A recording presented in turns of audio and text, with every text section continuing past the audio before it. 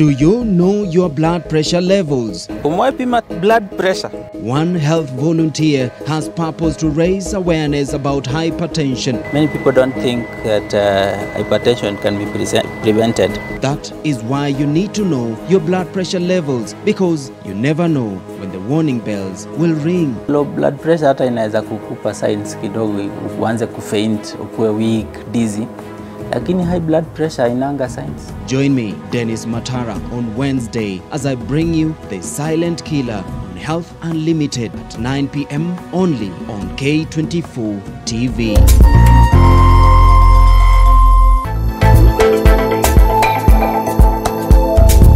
Today on Unique Love. I will leave no sign of your existence in this house and my room. I will forget you. I can't come there. Even I am waiting for the tempo driver's call. Don't worry, Surbi. The job will be done. Take your money and get lost from here. Rahul. Listen, Rahul, I am trying my best. In fact, Nilima and Hardik will easily get bail. But you have been charged with attempt to murder and drug trafficking.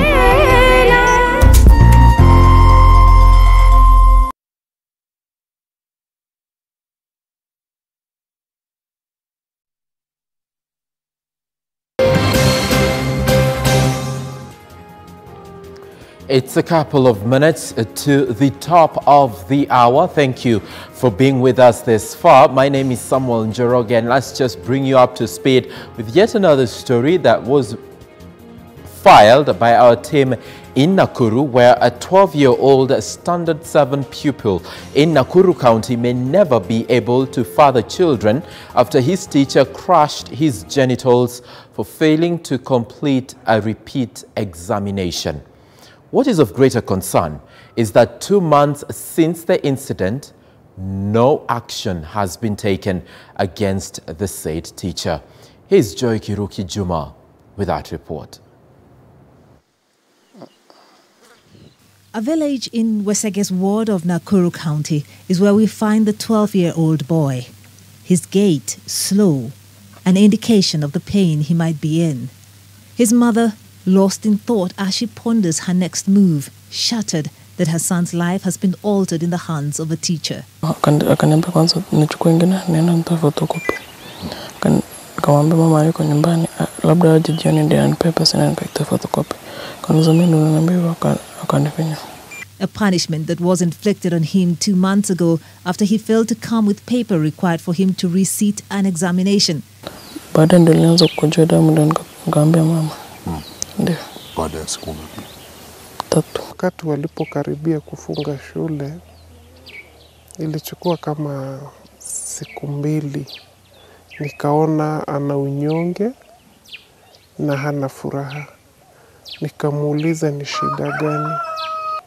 Akaniambia nikienda haja nasikia uchungu. Nikamuuliza mlicheza shuleni ukagongwa ama ukaanguka? Akaniambia hapana.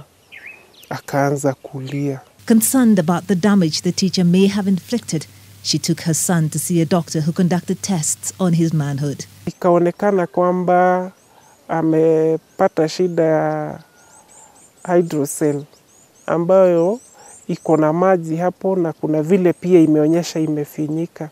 According to the doctor, the class 7 pupil presented swollen testicles due to a retention of water in the left testes, with the mother now left with the burden of carrying the cost of medication.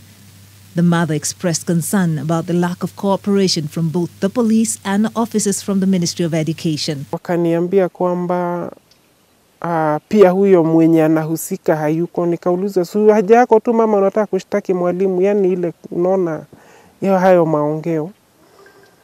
Nikamwambia mimi nataka msaada. The said teacher is currently walking scot-free, with the mother demanding for justice for her son. Subukia OCS Edward Ibwanga, when asked to comment on the matter, said the teacher will be arraigned on Monday next week, though failed to say why they had waited for 2 months to take any action. Why? That will be the critical question. He's just a young mind with all his life ahead of him, so it is just a paper at the end of the day. So why is this happening?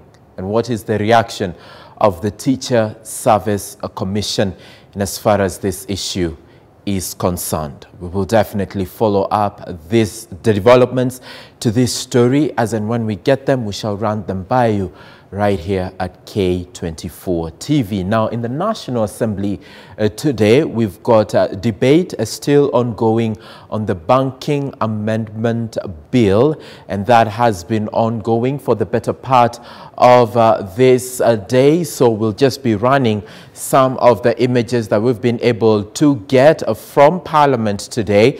Remember, we saw this particular piece of legislation go through its second reading last week, and is still at that particular stage, its second reading, the National Assembly Bill number 15 of 2019, and that is the Employment Amendment Bill. We beg your pardon, earlier we had told you that it was the Banking Amendment Bill, but this is the Employment Amendment Bill.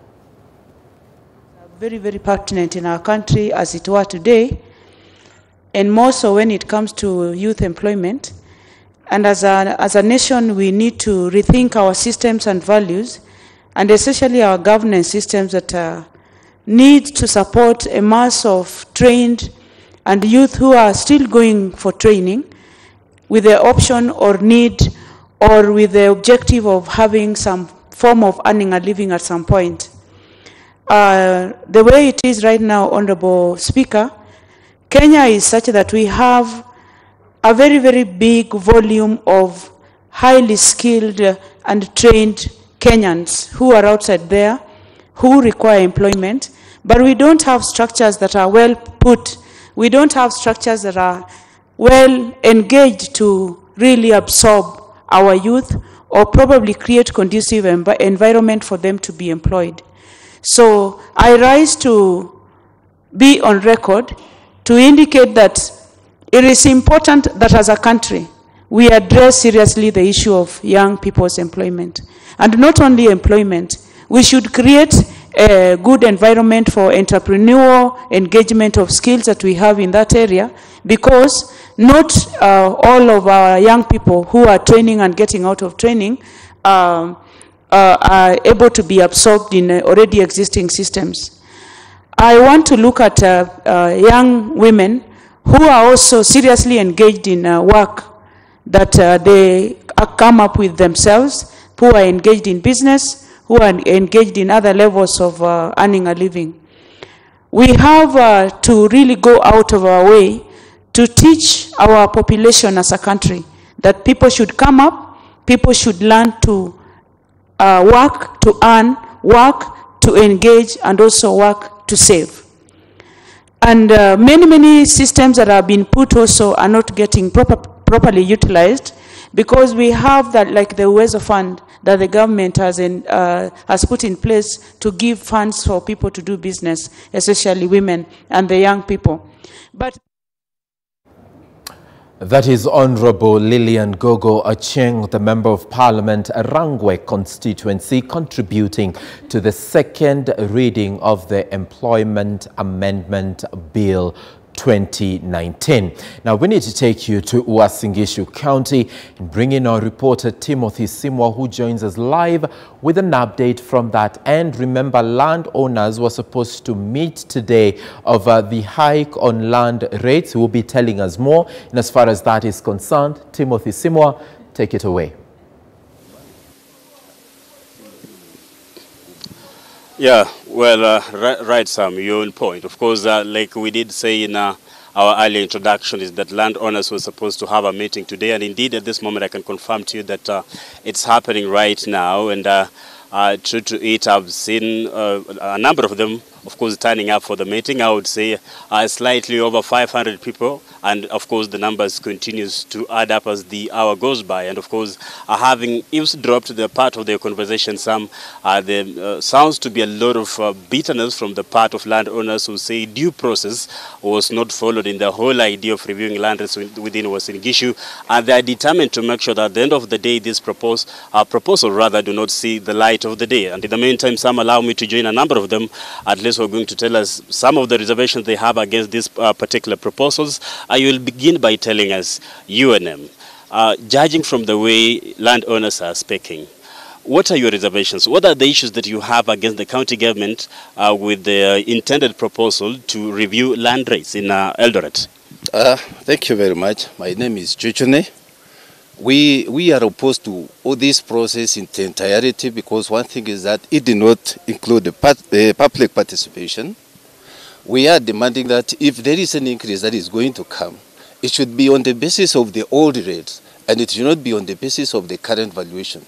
It looks like the current valuation was doctored so that the values that are given, of course, would form the basis of the commission of the valuers, which actually, I mean, the landlords are saying no. Then another one in the registers, which we have actually inspected, you find that some landlords are not present, some are present. You find the old names are there. You find even you don't find the names. Some were valued. Some were not actually, I mean, the value. They have been put dash, dash, dash, and the plots exist, the owners exist, and they have the titles, which means that it must have been flawed. So we are wondering what kind of a register the value actually used in getting the details of who owns what and who doesn't own what. Because there are some existing plots which actually have the owners, but they have been put dash, dash, dash. How are we going to even object to that? Come up with the details. That is what we are asking the county. Thank you very much. Perhaps you'll begin by telling me your name, sir, and specifically the issue I want you to address is what would be the best way to address this issue of reviewing land rates? You say you're not opposed to it, but then what is the best way of doing it? First of all, thank you for having me. My name's Willie Kwambai. First and foremost, this valuation process is flawed. Why do I say so? From the roll register that we have seen so far, it appears that the valuation, we do not know what parameters were used. But from our observation, it appears that the parameter that was used was market value in place of undeveloped site value, which ought to be the case in valuing municipal areas. So basically what I'm saying is this process, already they have a valuation role. How could they have come up with a valuation role without public participation? It has come to light that neither was environmental impact assessment done. So in a nutshell, what I just want to say, the residents are totally opposed to these rate increments because in the old valuation role, those of us who already exist, I'm a property owner in Eldoret, most of us who already pay the old rates, as it were, do not even have the basic, because what is the basis of having paying rates in the first place? You pay rates so that you get essential services. Those services are not being provided.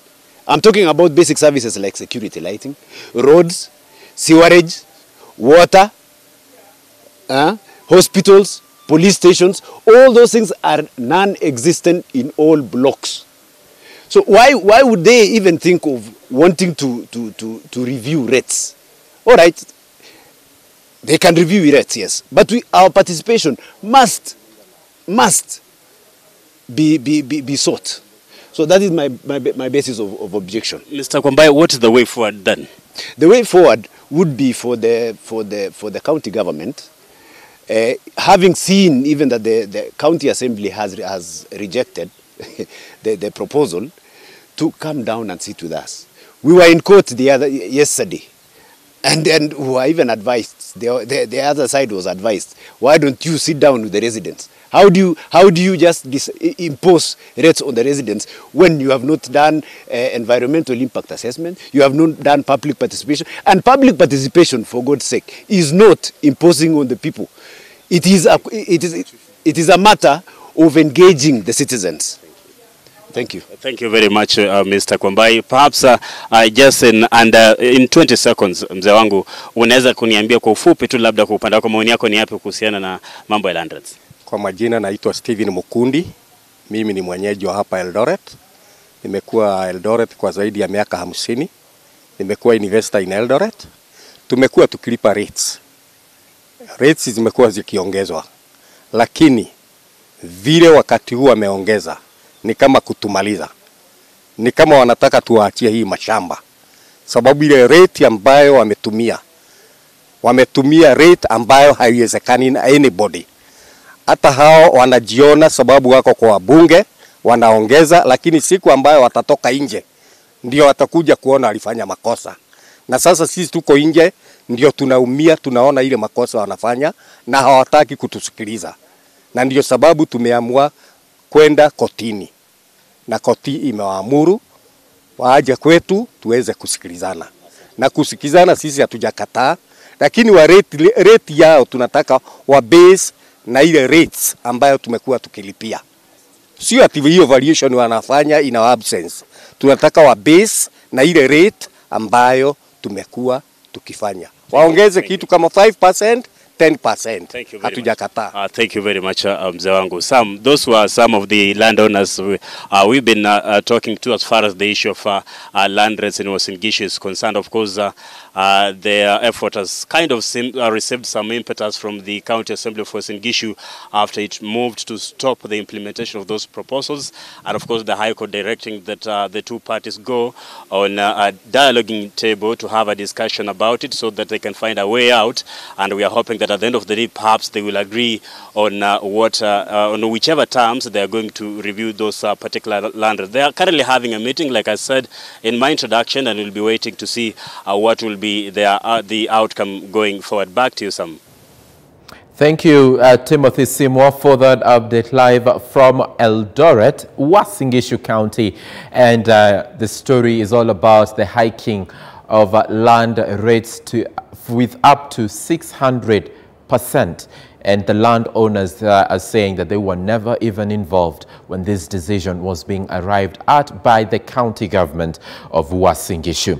We need to cross over to Chiromo Mortuary. And earlier on, there was our team on the ground witnessed the arrival of Sarah Wairimo Kamotho. Remember, an order had been issued to have her present during the post-mortem of the late Tob Cohen. Those are the images that you're getting there live on your screen. That is the arrival of Sarah Kamotho earlier at the Chiromo Mortuary, being received by her lawyer, that is Philip Murgo, who yesterday sought these orders to have Sarah Kamotho produced from the Langata Women's Prison and taken to the Chiromo Mortuary for this post-mortem. There was one of the reasoning behind this this order was that among the things that she's expected to do at Chiromo Mortuary today is to identify the body of her late husband. So that is the update that we have for you as of now. Chief Government Pathologist, that is Johansson Odwor, had arrived at the venue earlier on today. So yeah, there you have her. That is Sarah Kamotho arriving at the Chiromo Mortuary.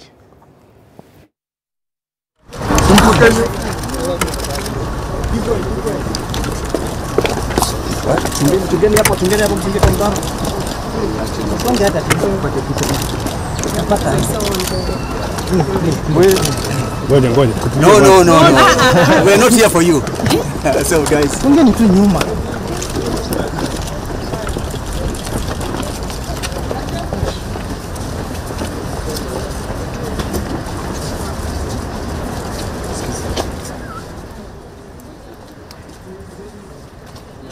So yeah, that could be it in as far as the commencing of the autopsy, the post-mortem is concerned.